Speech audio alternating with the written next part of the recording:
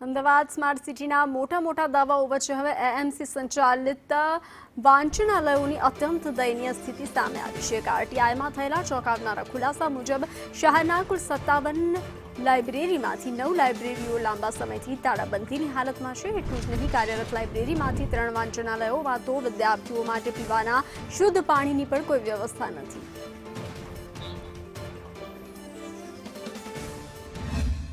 એટલે હું મારી રીતે તો ભરી દઉં છું પાણી, મારી તો બોટલો ભરીને હું ઉનાળામાં એવી રીતે રાખું કે કાપડને પલાળીને રાખું છું। કોર્પોરેશનની વ્યવસ્થા કરી દે? કોર્પોરેશનની નથી, પણ ટાંકી એટલે પાણી આવે છે એટલે ભરાઈ જાય છે। અમારી ટોટલ 57 લાઇબ્રેરી છે, વાંચનાલય 57 વાંચનાલય છે। એમાં 4 લાઇબ્રેરી અને 3 બાલભવન છે। અને અત્યારે અમુક રિનોવેશન અને રોડ કપાતમાં આવતા હોવાના કારણે 9 જેટલી લાઇબ્રેરી બંધ છે અને જેનું નવીનીકરણ કરવામાં આવશે।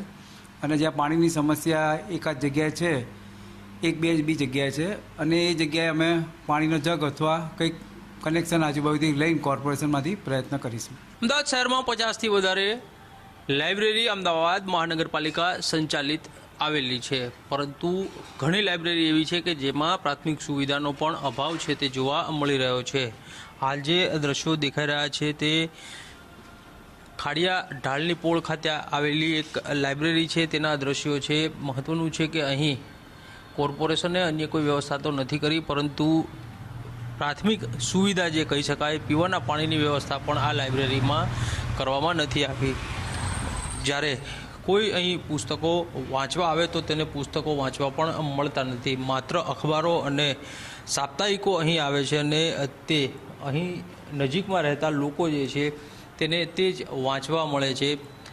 નથી પુસ્તકોની વ્યવસ્થા, નથી પીવાના પાણીની વ્યવસ્થા, એટલે કે કોર્પોરેશને લાઇબ્રેરીના નામે માત્ર ખોખું ઊભું કરી દીધું હોય તે પ્રકારની સ્થિતિ જોવા મળી રહી છે। બજેટ 18,000 કરોડ રૂપિયાનું છે, પરંતુ આ સ્માર્ટ સિટી અમદાવાદમાં આ જ પ્રકારની સ્થિતિ અન્ય 3 જેટલી લાઇબ્રેરીઓમાં પણ જોવા મળી રહી છે। કેમેરામેન સંદીપ રાઠોડ સાથે કશ્યપ જોશી, સંદેશ ન્યૂઝ, અમદાવાદ।